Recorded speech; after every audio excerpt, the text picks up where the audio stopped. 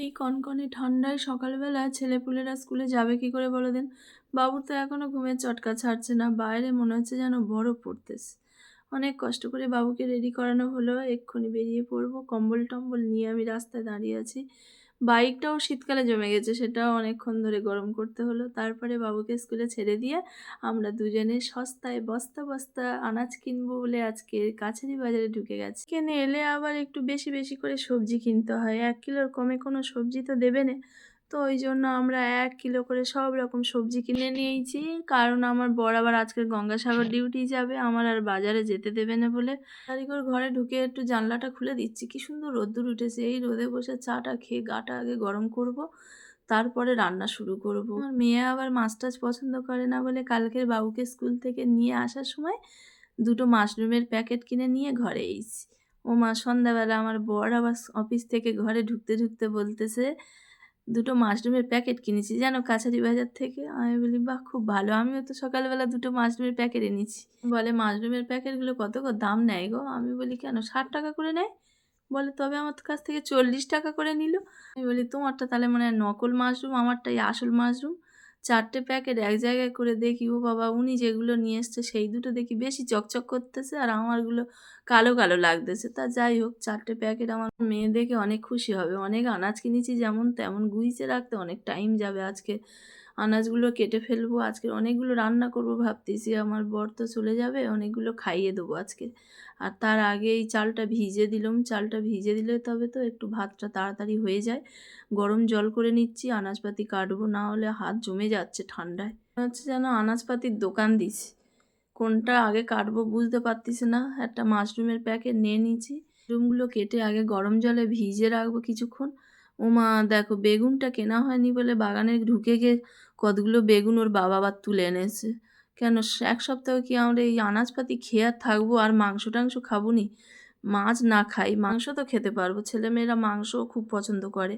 আজকের একটু কচি কচি করে শিম কেটে নিয়েছি, এইগুলো নিয়ে ভালো করে নিম পাতা দিয়ে ভাজা করবো। ওর বাবা এত আশা করে বেগুন তুলে আনলো যখন, দুগুণ আজকে রান্না করে খাওয়াবো, ওই জন্য বেশ কটা বেগুন কেটে নিয়েছি। আর এই যে অনেকগুলো লাউ শাক কিনেছিলাম, সেই লাউ শাকগুলো কাটতে বেলাটা চলে যাবে। আর বাবু সকালবেলা একটু খিচুড়ি করে দিয়েছিলাম, বাটার দিয়ে খিচুড়িটা আমার বাবু আবার খুব পছন্দ করে। ওই জন্য ডিম ভাজা করে আর খিচুড়িটা কিছুটা ছিল। ওর বাবাকে বললাম, তোমার খিদে ভোগদানি লাগবে, তুমি আগে খিচুড়িটা খেয়ে তারপরে বাগানে যাবে। দেখো, আমাদের গ্রামের বাড়িতে গিয়ে বাদায় থেকে আমি কতগুলো কড়াই শাক তুলেছিলাম, সব খাওয়া হয়ে গেছে। আর এই কটা পড়ে আছে, আজকের ভাবতেছি এই কটা নিয়ে কুচিয়ে বেগুন দিয়ে ভাজা করব। বেগুনটা বেশ কাজে লেগে গেল। ভাবতেছিলাম যে এতগুলো বেগুন তুলেছে, কখন কোনটা খাবো, তো বেগুনটা আজের বেশ কাজে লাগবে। তার আগে একটু গাজর আলু কেটে নিয়েছি, এটা লাউ শাক দিয়ে করব, অল্প আবার বেগুন দিলাম। শীতকালে অনেক আনাজ একসঙ্গে রান্না করলে হেভি লাগে। তারপরে এদিকে লাউ শাকটা তাড়াতাড়ি কোটা হয়ে গেছিলো বলে লাউ শাকটা আগে চেপে দিচ্ছি এই কড়ায়, খুব সামান্য একটুখানি তেল দিচ্ছি, মিচি তেল দিয়ে রান্না করব। জানুয়ারি মাসটা আমি প্রতিজ্ঞা করে নিয়েছি যে তেল কম খাবো। দেখতে পাচ্ছ সবজিতে কতগুলো জল উঠেছে। একটুখানি জিরে বাটা ছিল ফ্রিজের মধ্যে, সেইটা আবার দিয়ে দিলাম।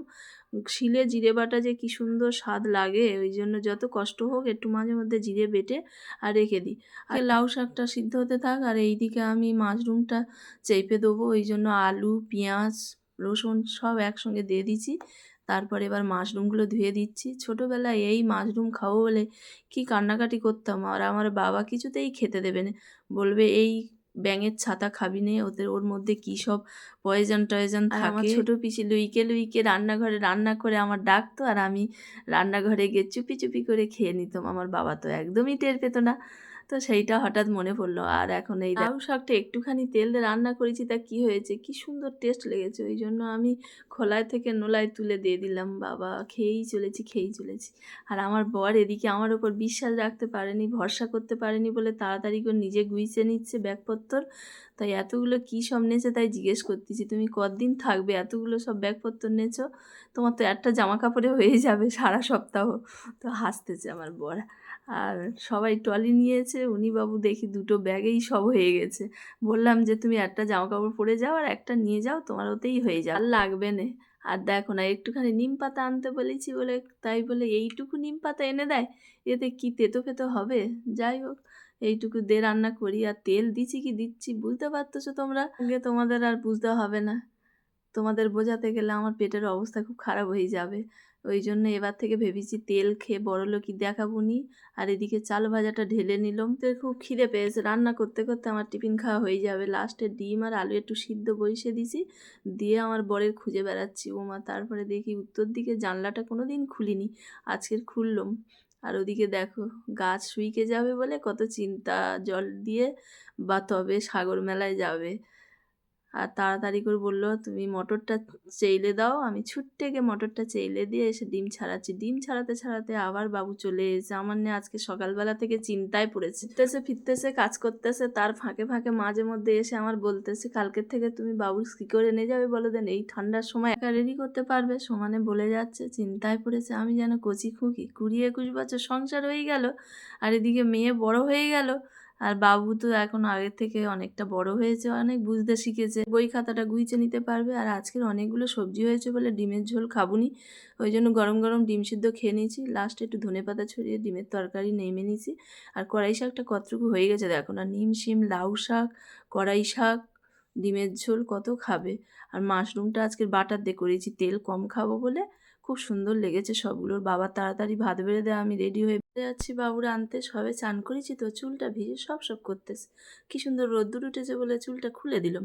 আর এই দেখো, তোমরা যেন ভুলে যেওনি লাইক কমেন্ট করতে আর ফলো করতে।